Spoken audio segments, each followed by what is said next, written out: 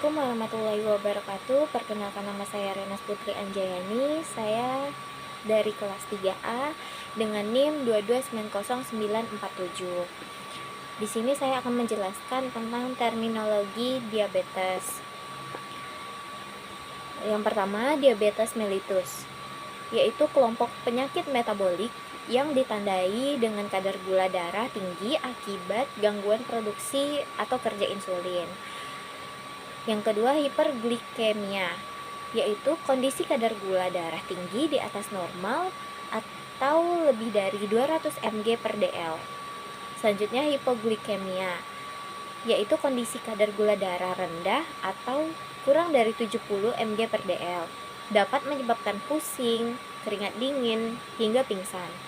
Selanjutnya, glukosa, yaitu bentuk gula dalam darah yang menjadi sumber energi bagi tubuh. Selanjutnya, insulin, yaitu hormon yang diproduksi oleh pankreas untuk membantu sel tubuh menyerap glukosa dari darah. Selanjutnya, resistensi insulin, yaitu kondisi ketika sel tubuh tidak merespon insulin dengan baik, menyebabkan kadar gula darah tinggi. Selanjutnya, diabetes tipe 1, yaitu diabetes yang terjadi akibat kerusakan sel beta pankreas sehingga tubuh tidak dapat memproduksi insulin. Selanjutnya, diabetes tipe 2, yaitu diabetes yang terjadi akibat resistensi insulin dan produksi insulin tinggi dan produksi insulin yang tidak mencukupi. Selanjutnya, prediabetes, yaitu kondisi gula darah lebih tinggi dari normal tetapi belum cukup tinggi untuk dikategorikan sebagai diabetes. Selanjutnya, diabetes gestasional, yaitu diabetes yang terjadi selama kehamilan akibat perubahan hormon yang mengganggu kerja insulin. Selanjutnya, HbA1c atau hemoglobin A1c, yaitu tes darah yang mengukur kadar gula darah rata-rata selama 2-3 bulan terakhir. Biasanya digunakan untuk diagnosis diabetes. Selanjutnya, tes toleransi glukosa oral atau TTGO, yaitu tes untuk mengukur kadar gula darah setelah mengkonsumsi larutan glukosa guna mendeteksi diabetes atau pradiabetes. Selanjutnya, C-peptida, yaitu tes yang mengukur produksi insulin oleh pankreas untuk menentukan apakah diabetes tipe 1 atau tipe 2. Selanjutnya, glukometer, yaitu alat untuk mengukur kadar gula darah secara mandiri di rumah.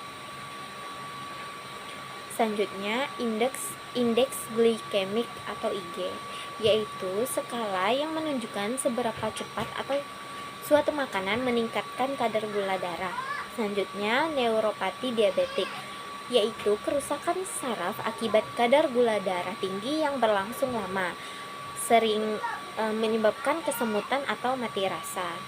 Selanjutnya, retinopati diabetik, yaitu kerusakan pembuluh darah di retina akibat diabetes yang dapat menyebabkan kebutaan. Selanjutnya, nefropati diabetik, yaitu kerusakan ginjal akibat kadar gula darah tinggi yang tidak terkontrol. Selanjutnya, ketoasidosis diabetik atau KAD, yaitu komplikasi serius akibat kekurangan insulin yang menyebabkan produksi keton berlebih, dapat mengancam nyawa. Selanjutnya, ulkus diabetik, yaitu luka kronis pada kaki akibat sirkulasi darah yang buruk dan kerusakan saraf pada penderita diabetes. Selanjutnya, saya akan menjelaskan tentang spesialit diabetes. Yang pertama, biguanida atau meningkatkan sensitivitas insulin dan menurunkan produksi glukosa di hati. Contohnya, metformin. Obat patennya Glucopage dan Fortamet. Selanjutnya, sulfonylurea atau merangsang pankreas untuk memproduksi lebih banyak insulin.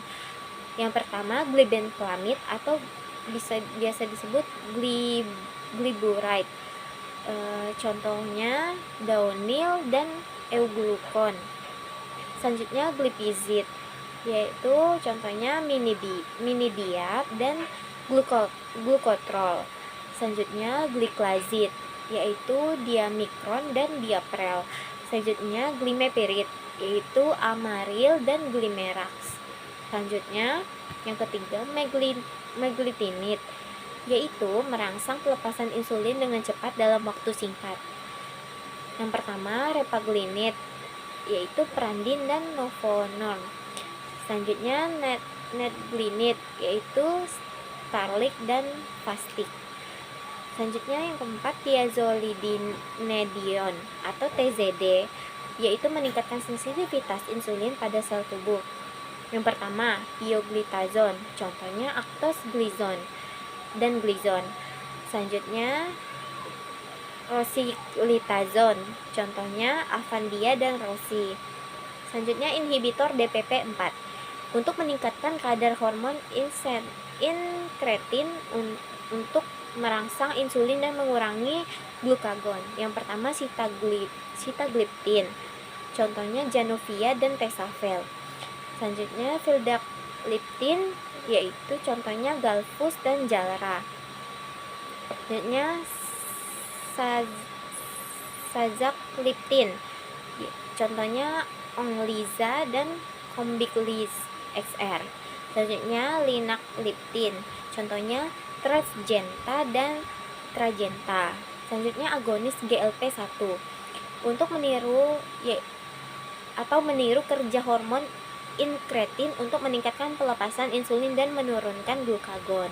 Yang pertama contohnya liraglutide, contoh patennya Pictoza dan Sasenza. Selanjutnya exenatid, contohnya Bieta dan Bidureon. Selanjutnya dulaglutid, contohnya Trulicity dan Adlicin.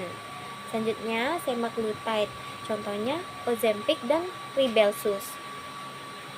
Yang ketujuh inhibitor SGLT2 atau mengurangi reabsorpsi glukosa di ginjal dan meningkatkan ekskresi glukosa melalui urin. Yang pertama dapagliflozin, contohnya Forxiga dan Farxiga.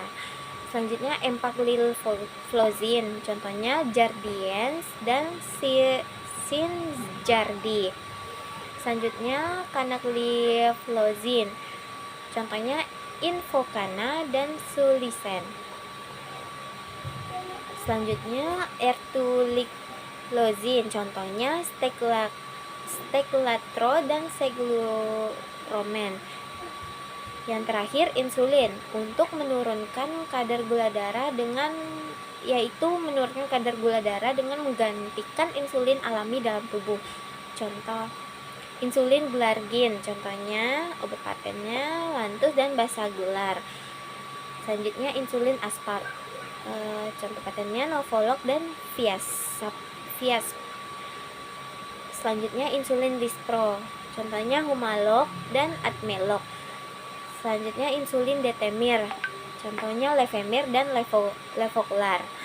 Selanjutnya insulin Degludec, contohnya Tresiba dan Rizodec.